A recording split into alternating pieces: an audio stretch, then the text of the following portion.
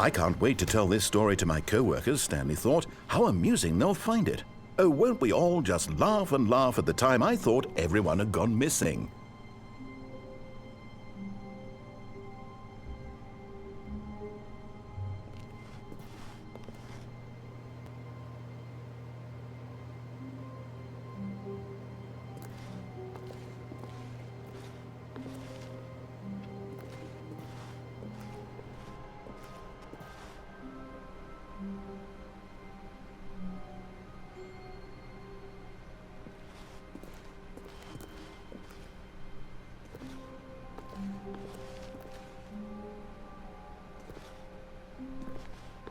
When Stanley came to a set of 2 open doors, he entered the door on his left. This was not the correct way to the meeting room, and Stanley knew it perfectly well. Perhaps he wanted to stop by the employee lounge first, just to admire it.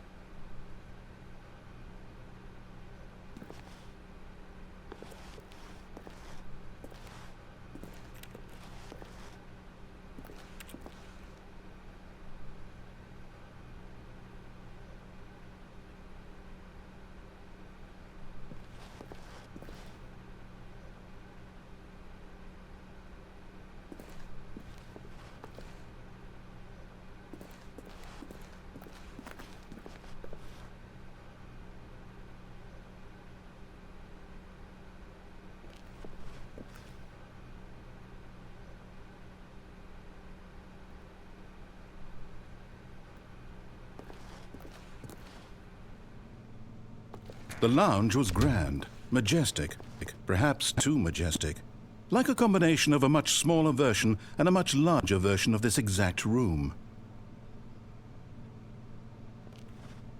It all made, but eager to get back to business, Stanley took the first open door on his left.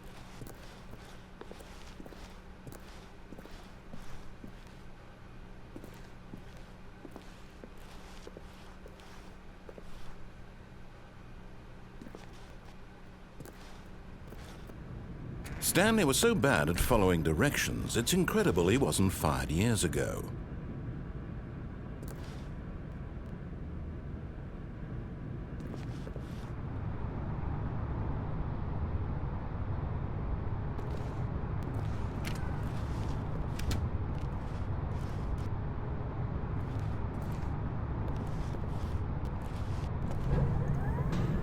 Look, Stanley, I think perhaps we've gotten off on the wrong foot here.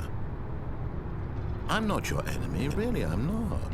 I realize that investing your trust in someone else can be difficult, but the fact is that the story has been about nothing but you all this time.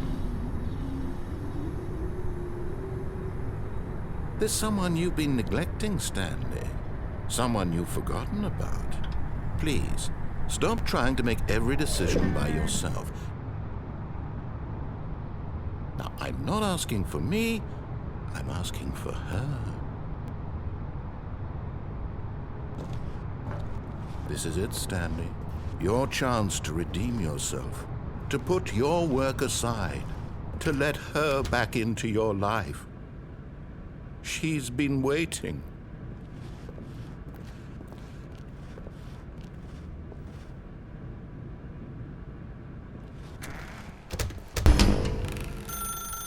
That's her, Stanley.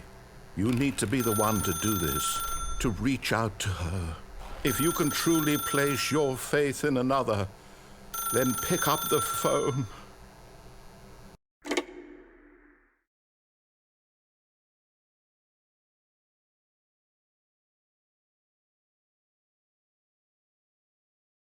Oh, Stanley, is that you? Hold on, sweetie. Sorry to keep you waiting. I'm just pulling the bread out of the oven. All right. Okay, there we go. All right, now, I want you to come in and tell me all about your day. Gotcha. Oh, come on. Did you actually think you had a loving wife who'd want to commit their life to you? I'm trying to make a point here, Stanley. I'm trying to get you to see something. Come inside. Let me show you what's really going on here.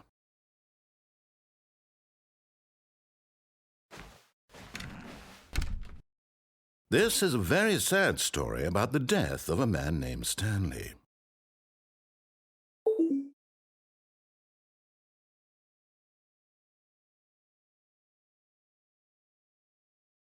Stanley is quite a boring fellow. He has a job that demands nothing of him, and every button that he pushes is a reminder of the inconsequential nature of his existence.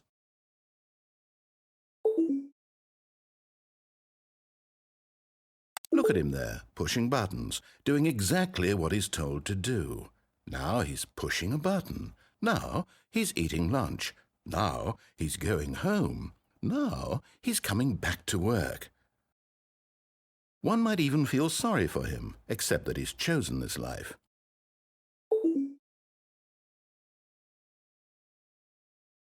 But in his mind, he can go on fantastic adventures.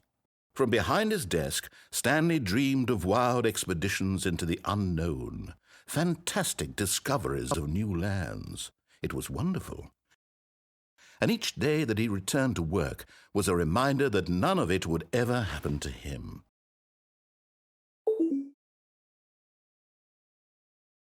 And so he began to fantasize about his own job. First, he imagined that one day while at work, he stepped up from his desk to realize that all of his co-workers, his boss, everyone in the building had suddenly vanished off the face of the earth. The thought excited him terribly.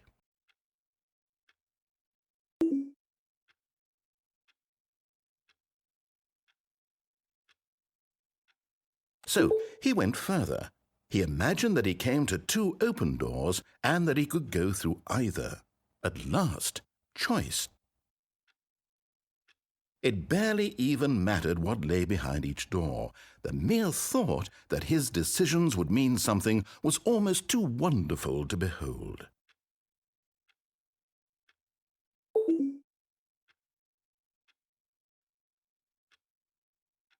As he wandered through this fantasy world, he began to fill it with many possible paths and destinations.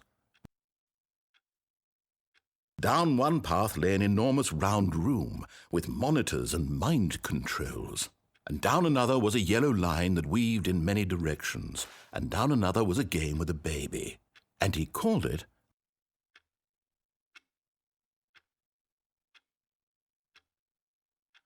the Stanley Parable.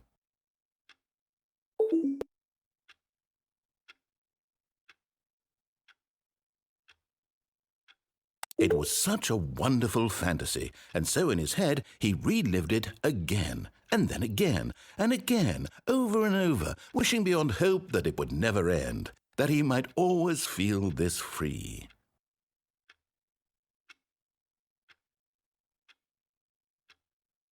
Surely there's an answer down some new path, mustn't there be? Perhaps if he played just one more time.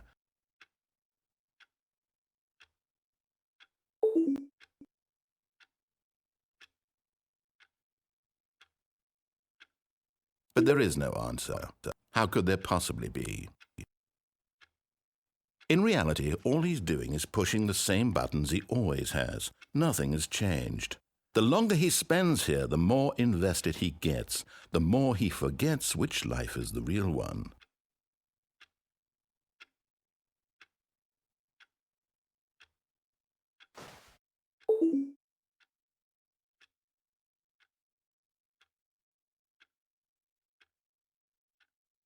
And I'm trying to tell him this, that in this world he can never be anything but an observer, that as long as he remains here, he's slowly killing himself. But he won't listen to me. He won't stop. Here, watch this. Stanley, the next time the screen asks you to push a button, do not do it.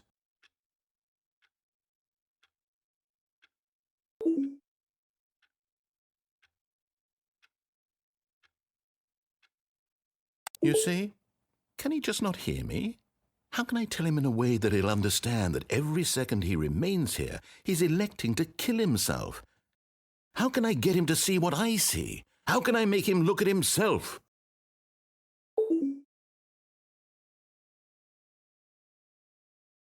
I suppose I can't, not in the way I want him to. But I don't make the rules. I simply play to my intended purpose, the same as Stanley. We're not so different, I suppose. I'll try once more to convey all this to him. I'm compelled to. I must. Perhaps, well, maybe this time he'll see. Maybe this time. And I tried again, and Stanley pushed a button. And I tried again, and Stanley pushed a button. And I